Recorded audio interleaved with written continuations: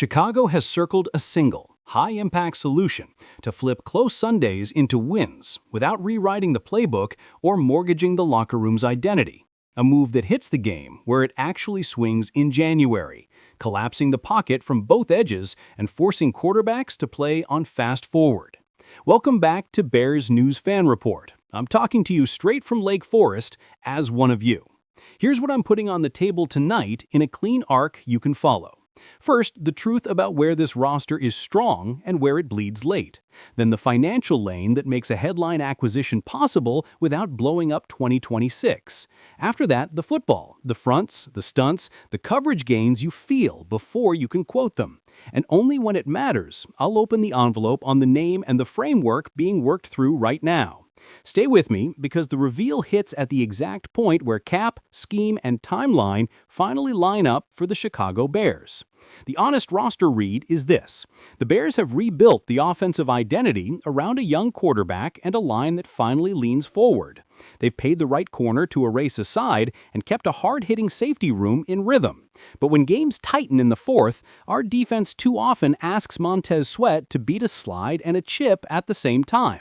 That's not a criticism of the plan, it's physics. Elite offenses take away one thing and dare you to find a second club in the bag. When the rush can only stress one edge, coordinators steal your timing with play action, half rolls, and chip release games that put you a half second late. That's the margin between 3rd and 8 punt and 3rd and 8 dagger. Brad Holmes in Detroit showed the league last year what happens when you graduate from honest pressure to inevitable pressure with a true bookend. Ryan Poles has studied that tape like we all have, and inside Hallis today, the discussion isn't theoretical anymore. The cap lane is tight but navigable. Chicago isn't paying veteran quarterback money yet, the biggest defensive check has already been written to Sweat, and the premium corners are budgeted long-term. That means you can absorb one superstar defensive contract now, structure early cash as option bonus, kick proration through 2027, and keep your ability to extend your own core next summer. The trick is what you send, not what you spend. Premium picks over multiple years to protect this year's rotation, plus roster ballast that a selling team can plug and play. It's not cheap, but it's clean. And the cost only makes sense if the player you're landing doesn't just add sacks, he changes protection rules the second he steps on the field. Now the football, where this either sings or dies. In Eric Washington's front, Chicago already plays with rules that reward a relentless edge. Set the edge hard, squeeze the B, spill the ball to help, and on pass downs, twist the 3-tech to meet the edge at 5 yards. The problem with a single alpha is that slides smother your timing. Add a second alpha, and the math breaks. 3rd and 7 at Soldier Field in the cold. Sweat to the field, new edge to the boundary, Al-Quadin Muhammad or a fresh body rotating inside to keep the juice high, Tremaine Edmonds walked up to mug the A-gap, Brisker buzzing the hook to take away the hot. Offenses can't chip both. If they keep a back, they cut their route tree. If they free release the back, your ends run a racetrack around a quarterback who hates dirt in his face. Coverage gets easier because the ball gets rushed. Jalen Johnson jumps routes he'd otherwise have to play honest. Kyler Gordon can sit on option routes because the top of the quarterback's drop isn't comfortable. That's how a single name turns a whole unit from good to game-killing. Trends matter, and this target lives in the backfield.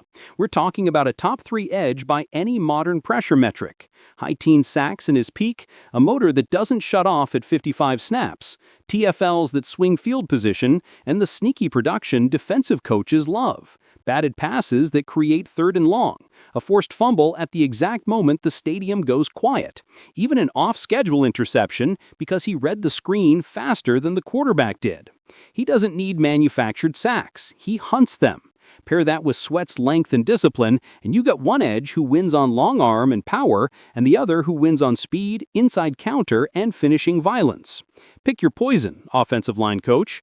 You either slide and leave a guard alone versus a twisting 3-tech, or you go man and pray your back doesn't whiff. This is where Soldier Field becomes a clock. Tick, tick, tick, ball out early, mistake follows. I'm not skipping the contract because that's the elephant driving the truck. The number attached to this player is a 3-year, 9-figure commitment with cap hits that make accountants sweat if you don't plan.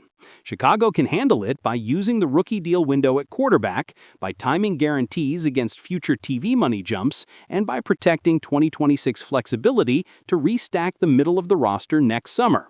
The upside is simple. You pay for a pass rusher now because he wins you games now. You draft and develop the supporting cast around him so the build doesn't choke you later. There's also the human piece. This locker room culture is blue-collar and no-nonsense. Guys who live in the facility, practice hard on Wednesday, and don't need a microphone to get respect fit here. The player we're circling is wired like that. No maintenance, all motor, plays with that mean streak Chicago fans call Sunday. Put that energy next to Sweat's professionalism, and you raise the temperature of every individual period in practice. That shows up on tape before it shows up on the scoreboard. Frameworks, you want them, I'll give you the two the league talks about when deals like this become real. The heavy version, 2 future first-rounders spread over 2026 and 2027, a mid-round sweetener, and a rotational defensive lineman headed out to help the selling team save face in the room today while stacking tomorrow's assets. The lighter version, a first and a pair of seconds with escalators tied to playoff wins, plus a contract that guarantees big early cash but allows Chicago to flex in year 3. Either way, Chicago protects the core. No trading away your best young starters, no gutting the receiver room, no cute nonsense that leaves holes for the sake of a headline. The point is to add inevitability to a defense that already has identity. All right, envelope time. The move that's being modeled, quietly, seriously, with enough smoke to tell you the fire's real, is Chicago landing Max Crosby to line up opposite Montez Sweat. And if you're hearing my voice right now, you know exactly how that changes Sundays. Crosby doesn't bring vibes, he brings production that travels, leadership that doesn't need a camera, and the kind of snap-to-snap pride that forces the guy across from him to feel every rep. You can feel the first 3rd and long at Soldier Field. Bare front stem, Edmonds mugged inside, Max tilted wide 9, Sweat in a reduced 5, ball snapped, slide goes left, Crosby wins inside counter, quarterback turtles. Soldier erupts, and suddenly your offense is playing on a short field with the wind at their back. That sequence is why you pay the picks and live with the headlines. Let me land this clean. My professional read as your guy on the ground, if the Raiders crack the door and Chicago can keep this to futures plus rotational depth, protecting Sweat, Jalon, the offensive core, and the young nucleus, you do it. You do it because adding Crosby doesn't just stack sacks on a spreadsheet, it changes the math the other team can play, it lifts the coverage without spending another dime, and it gives a young quarterback 2 more possessions a game that he didn't have last month. That's how division races flip. That's how wildcards become home games. That's how a franchise that's been building the right way cashes the chip at the right time.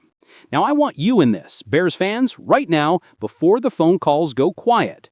Would you send those 2 future firsts and a mid-rounder to put Crosby in navy and orange if it means pairing him with Sweat for the next 3 Januaries, or would you hold the picks and chase a cheaper rotation rusher at the deadline? Drop your take below and make it detailed. Talk cap, talk rotation, talk how you'd use 3rd down personnel with Max in the building.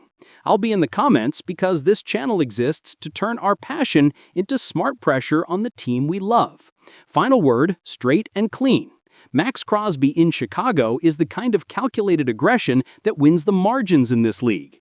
If the numbers hold and the locker room stays intact, I'm in.